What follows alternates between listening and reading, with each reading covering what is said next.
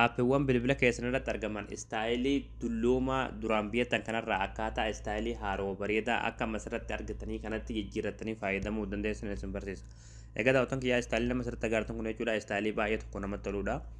Isinis salphumatti istaayilii bilbila keessanii ka duraanii sanirraa istaayilii haaroo bareedaa kanarratti jijjiirratanii fayyadamuu dandeessan. Egaa daawwattoonni kiyyaa waan kana kan baay'ee argaa itti fayyadamu viidiyoo kun laayik sheer gochuun jalqabaan afaa dura hordofaa. Kana gochuudhaaf aappii tokko bilbila keessanitti gad buufachuuf isin barbaachisa. Aappii kanaas gad buufachuudhaaf as Google Chrome keessanii galtanii achi booda bakka sarchii kanatti yeroo tokkoof kilikni gootu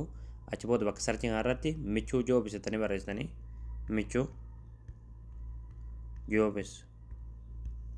achi booda michuu joobis kan jedhu irratti ni baasirratti yeroo tokkoof kilikni gootu ammallee asirratti michuu joobis.com kan jedhu yeroo tokkoof kilikni gootu ammallee haala kanaan sitti fidaa tolu ta'e koon sarchii kanatti yeroo tokkoof kilikni gootu bakka sarchii kanatti qubee na ka laa barreessitan achi booda sarchii fuuldura kanatti kilikni gootu sarchii gootu achi booda haala kanaan suuraa kan fidaa suuraa kanatti yeroo tokkoof kilikni gootu achi booda aappii gad buufachuudhaaf sirba bisaa gad deemtu ol deemtu manumaati achi booda dhumarratti qalama diimaadhaan kan barraa'e aappii as tokko buufadhaa kan jalatti daawunlood kan jetturti daawunlood tan tuutaniiti